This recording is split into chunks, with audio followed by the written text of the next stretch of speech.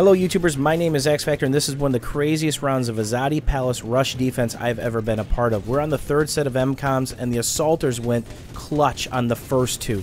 Then they steamrolled us on the third set of mcoms and I actually decided to grab the tank and put it in the pit, arguably one of the best spots to put the tank. This is 64-man Zerg style on a high ticket server. There's 250 tickets plus in between each set of mcoms. And if you're looking to graduate to next gen console or PC, this is some of the chaos you have to look forward to. There's also a frame counter in the right hand side where I'm messing with a ton of stuff. These are the new GTX 770s. I've cranked up a ton of settings.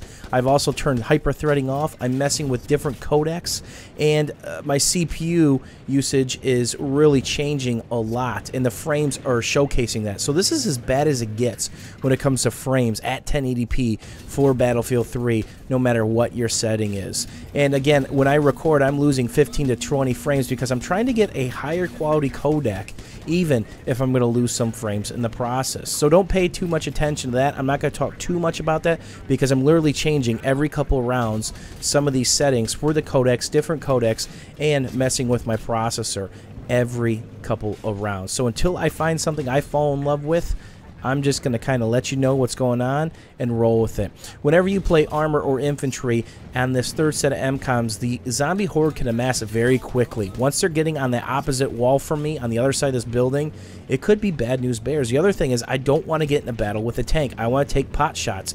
Notice when he shoots, stick out. When he can't shoot at me, take a pot shot because I don't have reactive on two sides of my tank, the rear and the left side, giving him a max damage shot from the side, potentially. And more importantly, I don't have a gunner. I do have HMG, which does not have a cooldown phase. You can spam and does a ton of damage up close. And rule of thumb is, when in doubt, don't stop moving, because you're going to see me run over a lot of people again, and you have to. If you sit still in a tank, you're dead. It doesn't matter how many teammates you have around you. So pay attention to where the friendlies are dying, whether you're infantry or armor, because that's going to tell you the story. They didn't magically just die. Well, this is Battlefield 3. Maybe they got bad lucked. And I got lucky there. That tank wasn't getting repaired. He showed me his side. I got a pretty good angle because, again, it's not just where you hit the tank, it's the angle at which you hit the tank. If it's a straight-in shot, 90-degree angle, those are perfect. And it's one of those things where there's some uncertainty right here. But I know they're coming through mid, so I'm just kind of spamming that area, and I'm picking up quite a few kills. But that was a bad RPG. I just took a shot in the side or potentially a wide-angle shot from the rear, and I really need to turn my tank around as I run over various people. And I'm actually going to die to C4. Who would have thunk, right?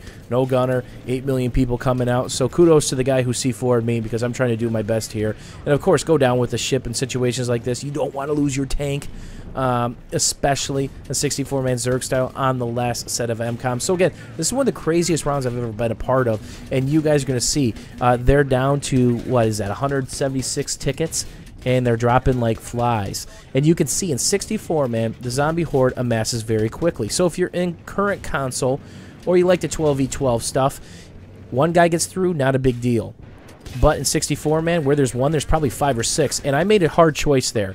Kill the guy trying to set the mcom or go after the tank. At the end of the day, my teammates can help me with the tank because this is a big, massive object that's spotted. But what's the chance that nobody saw the guy that slipped through on the mcom because it's already been set once?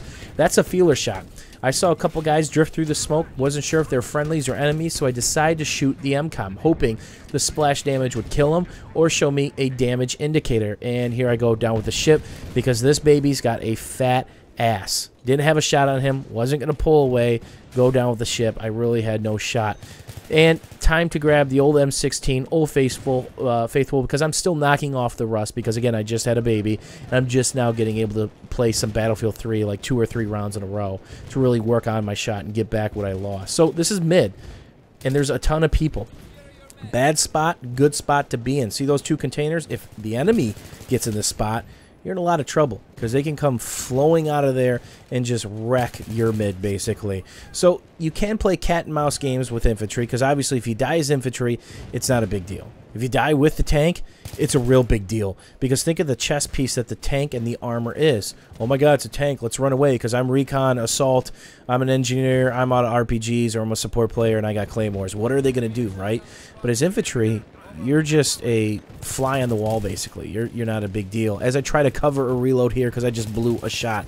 These are great little areas if you can do these little tiny loops as infantry. Kill a couple guys, then loop through these little store areas. You'll pick up 2, 3, 4, 5, 6 kills very quickly. They've got a set, and they're starting to amass behind us. There's guys dying. There's also a recon beacon that I don't have a shot in hell to get to. If you see a recon beacon spotted on the minimap and you're close, take the shot. Now, this map isn't as bad for beacons at this very specific point because there's not too many hiding spots behind you. Those construction sites are really open, so it's easy to take them out. But there's certain maps like Bazaar, Sane, Metro, some of the city maps, Karkin. If they get a beacon out, and it's in a pretty strategic spot, it could give you a really big headache. And again, it's about looping around these areas. As you work a kill or two, pay attention to the minimap for a couple seconds, and then try to go around. The tank's playing the power position. I take a shot at a guy at the MCOM, and I'm going to try to get a flank there.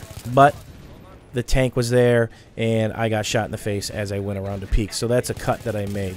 Try to pay attention to the MCOM and help out the tank driver because, again, his focus needs to be on what's in front, not what's behind. That should be the infantry situation. I'm going to do my best to try to keep the RPGs and support players off him. So try to prioritize your targets whenever you're in a position trying to babysit a tank.